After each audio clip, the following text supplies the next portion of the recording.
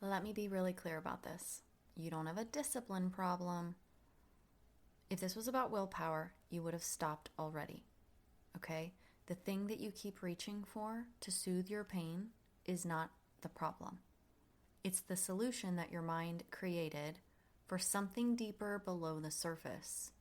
Today, I want to help you understand what that actually is, because when you see it differently, everything starts to shift. Welcome back to another episode of the Be a Better You podcast. I am your host and subconscious reprogramming expert, Allison K. Dagny, 3-time best-selling author. That's the first time I'm saying that because today my book comes out, and I'm going to share that with you a little bit later.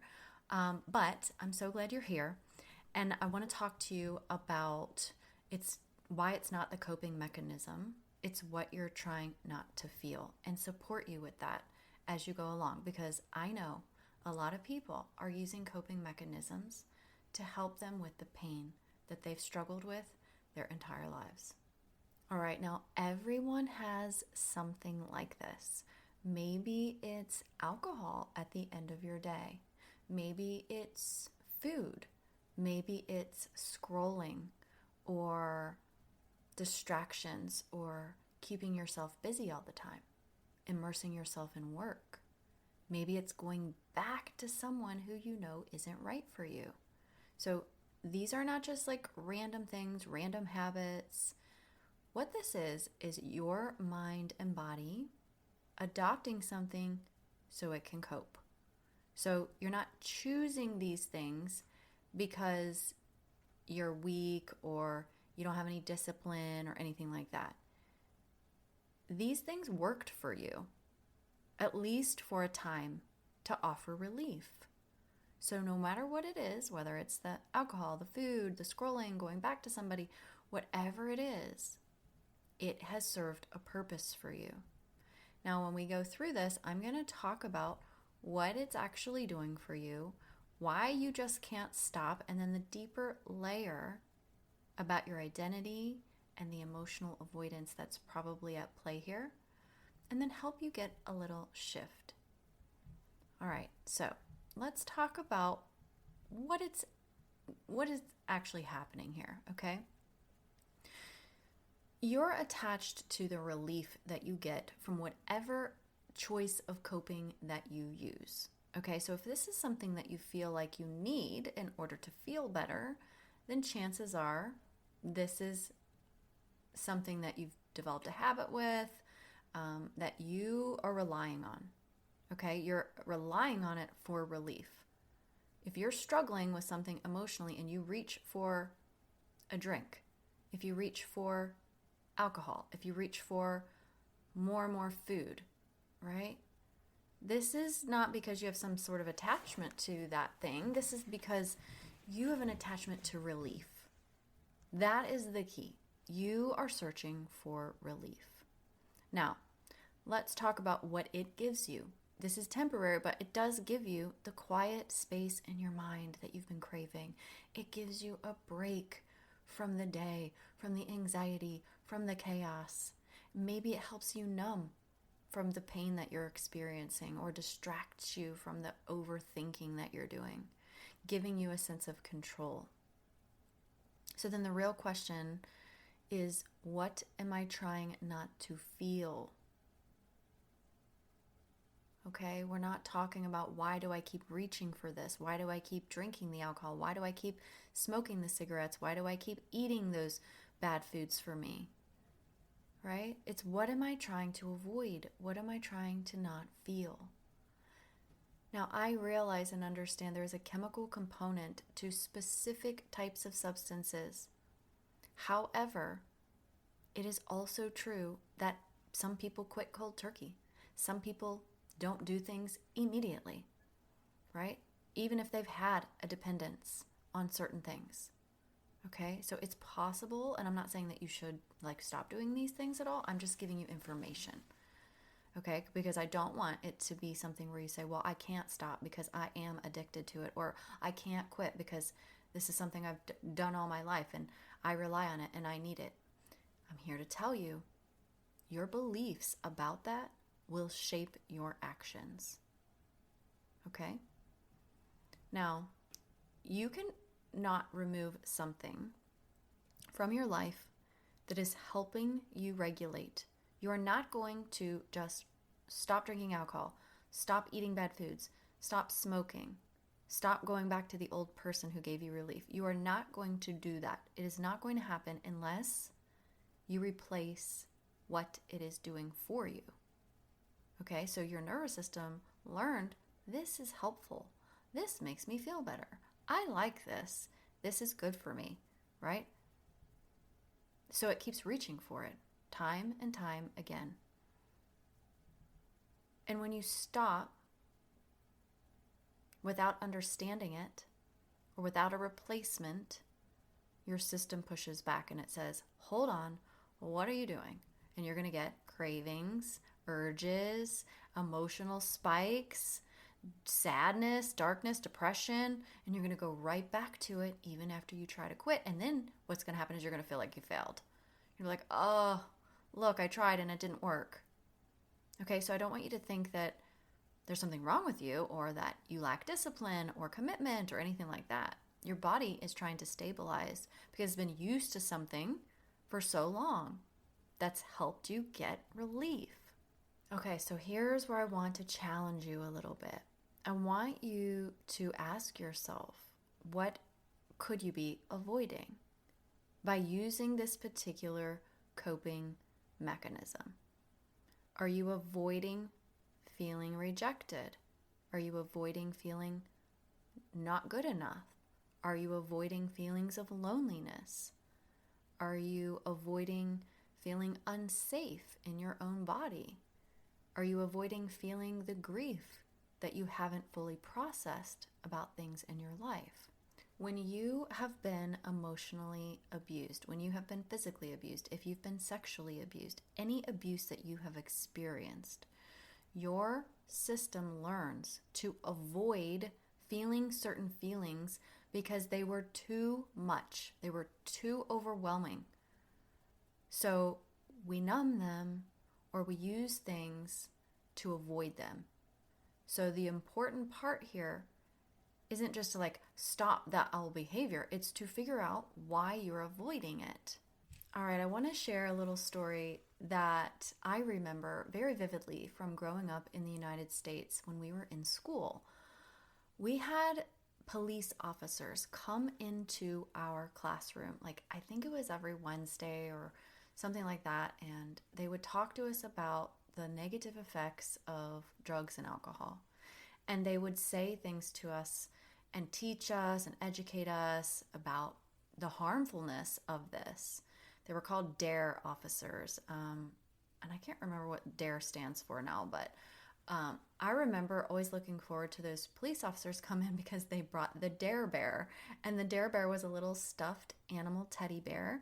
And each week that they came, one of the selected children in the class got to take the Dare Bear home with them and take care of it, and then the following week bring it back for another child. It was just a really vivid memory for me in grade school.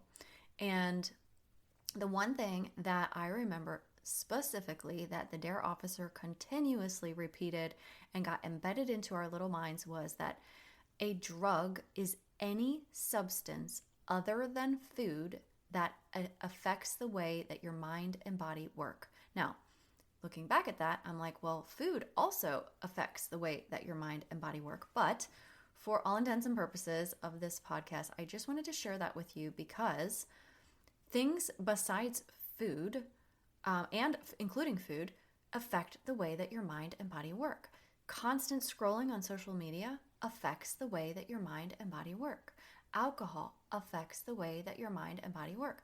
Drugs, cigarettes, bad food, too much food, not enough food, right? Whatever that might be affects the way that your mind and body work. So this is really important. And the reason why I'm telling you this is because if you are trying to do healing work, but you are also introducing substances that affect the way that your mind and body work, as I said, it can delay, it can pause, or it can make your healing more challenging. And again, I'm not suggesting that you don't have coping mechanisms. I'm giving you information so that you understand what's happening. So alcohol is one of those things that absolutely impacts your mind, and it impacts your ability to learn, and it causes the learning to slow. So if you're trying to change your mind at the root level, but every day you're drinking alcohol, it will slow the healing. It will make it take longer or be more challenging. The same with other substances, whether they're drugs, whether it's nicotine, whether it's food intake or lack of. All of this stuff is going to impact your mind and body. But the goal is not to rip away your coping mechanism, okay?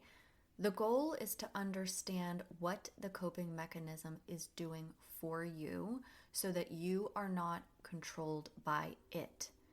So that it's not calling to you, oh, come pour a drink. Oh, go have a cigarette. Oh, one more piece of cake, right? Oh, just get on your phone and scroll, right? When you start addressing what's at the root, the need for this begins to loosen. So something interesting that I wanted to share with you is there is a book called Alan Carr's Easy Way to Stop Smoking. So Alan Carr is the author. And people swear by this book. And it's not because you're powering through with willpower. It's not because you're being scared into quitting, or it's not because it just tells you to stop. That wouldn't be effective, right? What it actually does is change the way that you see smoking. So it breaks the illusion that smoking is giving you something like relief or comfort or control, and helps you realize it's not actually solving the problem that you think it is. And once that shift starts to happen, people don't feel like that they're giving something up. Okay, they feel like they're free from it. And that's such an important distinction, because a lot of people, when they have that attachment to whatever coping mechanism it is, they believe that they need it or that it's doing something for them, right? So that's why they keep returning to it, because if you didn't, you wouldn't. But real change does not come from forcing yourself to stop something. It comes from no longer needing it in the same way. And that's exactly what we're talking about here. So when you understand what your coping mechanism is actually doing for you, and you start addressing that at the root, then the grip that it has on you starts to loosen naturally. And sometimes the coping mechanism isn't a substance. It isn't alcohol or food or anything like that. Sometimes it's a person. And this one can be harder to see because it looks like connection or attraction, or I just really like him, or I just really like her. But what is actually happening underneath here is that you're reaching for how that person makes you feel, or how you believe they make you feel, or what you want to feel. So you might be checking your phone, waiting for a text. Maybe you're checking their social media a lot. Maybe you feel a little defeated or a drop when they don't respond to you right away. You may want reassurance or attention or affirmation, and you might do things to try to get it. Or you might feel more okay and settled when they're engaging with you. And this is also a form of regulation through coping. So it's not that you're really attached to the person, you're attached to the feeling that you get when they give you attention, or they choose you, or they communicate with you, or they're in your space. And if you're really honest, sometimes it's not even about who they are.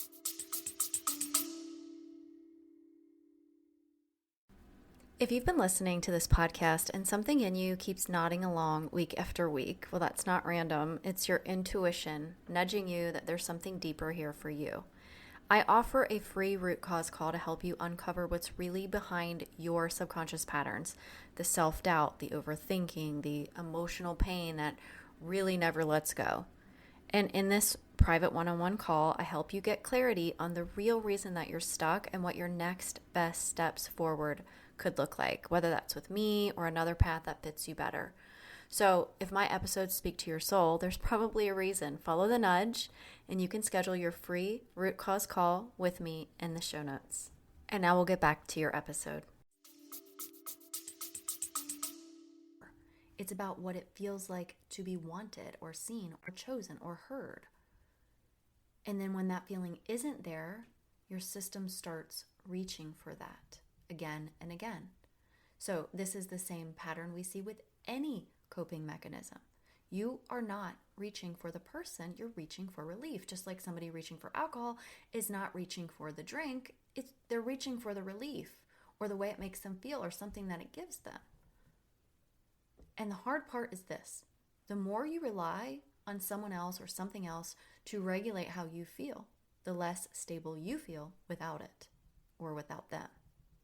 And this doesn't mean that you're needy or doesn't mean that you're weak or like anything like that, right? When we are attached to these things, there's a reason, because it gives us something. And there's no shame in that. A lot of people use coping mechanisms, a lot, like the majority of people.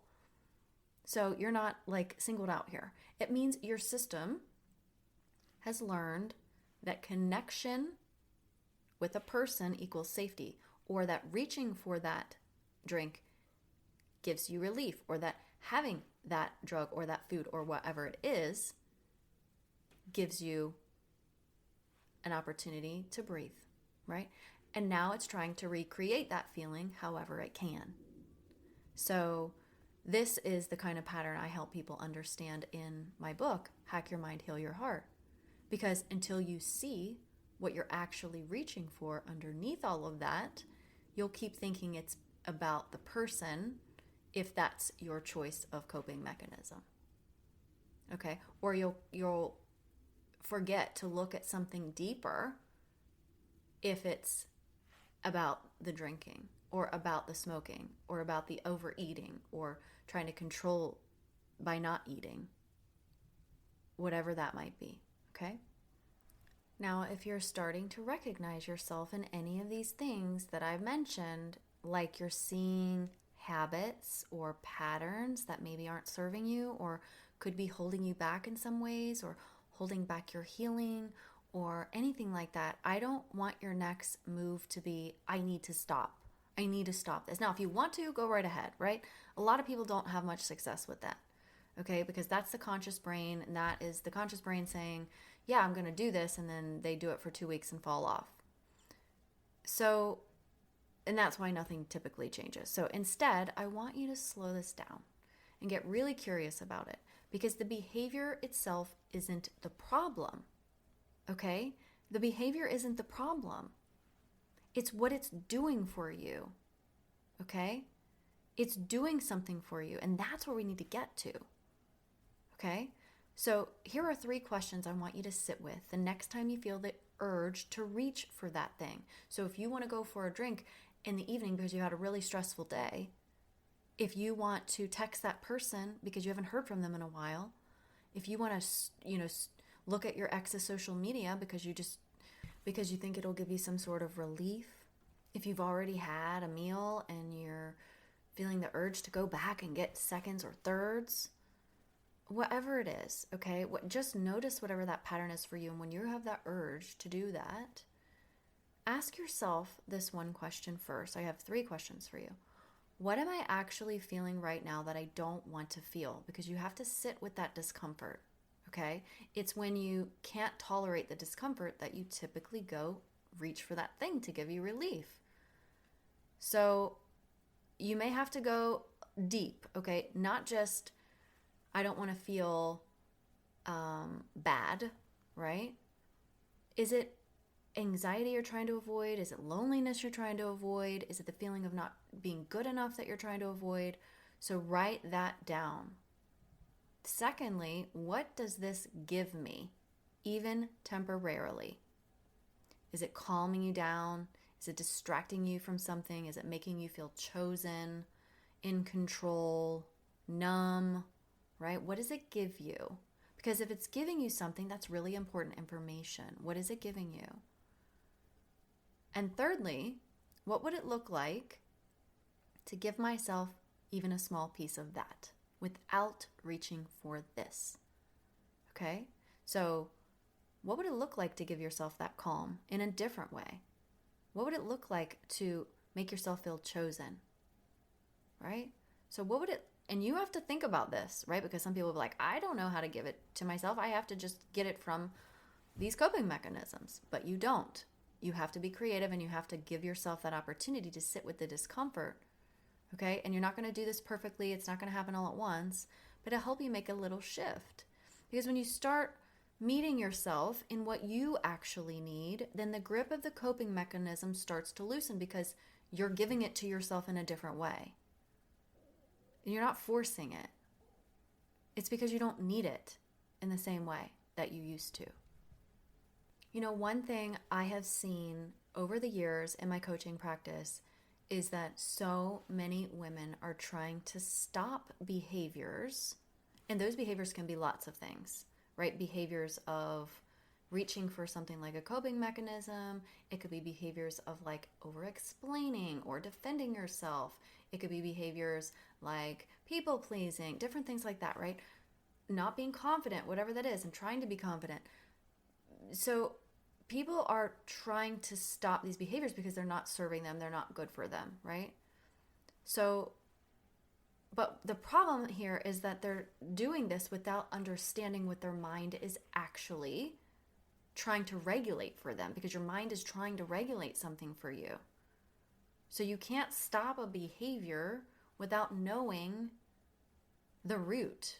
And that's what I do with my clients and the work that I do to help you shift your mind and reprogram your mind. And then that's why I wrote my book, Hack Your Mind, Heal Your Heart, because I walk you through how these patterns form, what your brain is doing underneath it all, and then how to start shifting it in a way that actually lasts for you. So if you've been stuck in this loop and you have noticed that you have habits or patterns that you return to, coping mechanisms, right? This is the work that helps you break it. Now, I just want to leave this as a caveat because I actually think pretty much everything we do is a coping mechanism. The things that are obvious are alcohol, drugs, food, scrolling, those kinds of things. But really, pretty much everything that we're doing is somehow coping if it's giving us relief. So I'll give you like a quick example. If you are someone who was constantly made to walk eggshells as a child, you were always afraid, you were always fearful that one of your parents was going to get upset, go into a rage, or whatever, right? You learned very early on that you need to be quiet, or you need to step carefully, or you need to be seen and not heard, right? So that becomes your coping mechanism because you're trying to avoid the upset of a parent, like you're managing their emotions, and you would avoid feeling afraid, right? Now, as a child, right, we have to recognize like you couldn't have done anything different because you're a little kid, right? And if you've been abused by a person, you're in harm's way, you can't do anything different. It's just, why I'm telling you this is because pretty much everything is a coping mechanism. Anything that we're doing to get relief is somehow helping us cope, especially if you reach for it again and again and again. Okay, just as a reminder, there is nothing wrong with you. You are not weak. You don't lack discipline or intelligence or like anything like that. If you reach for something to help you, you are human. Your mind did exactly what it was designed to do. It found a way to help you cope, and that's amazing. Like, think about that. Your brain is like, we need help. We need to do something. This is how we're going to fix this, right? But you don't have to stay there. You don't have to keep avoiding what's underneath of it all, and you don't have to keep feeling controlled by something you don't fully understand. You can understand it. You just have to get to the deeper layers. So thank you for being here with me today on my podcast and listening. And if you saw yourself in any part of this episode, then that awareness is so powerful because it means something is ready to shift. So we talked about how coping mechanisms are not the problem. They're the solution that your mind created to help you avoid or regulate something deeper. And when you start to understand what is beneath the surface, you stop fighting yourself, and then things can begin to change in a real way. And if you're ready to go deeper into this work, my book, Hack Your Mind, Heal Your Heart, is officially out today. April 21st, 2026, and available now on Amazon in paperback and ebook. And I would love for you to read it and give me a review and let me know what you think. This book is going to walk you step by step through understanding your patterns, rewiring what's been keeping you stuck, and help you come back to yourself in a way that truly lasts. I'm so glad you're here. I appreciate you so much for being so loyal to me as listeners, and I'll see you in the next episode.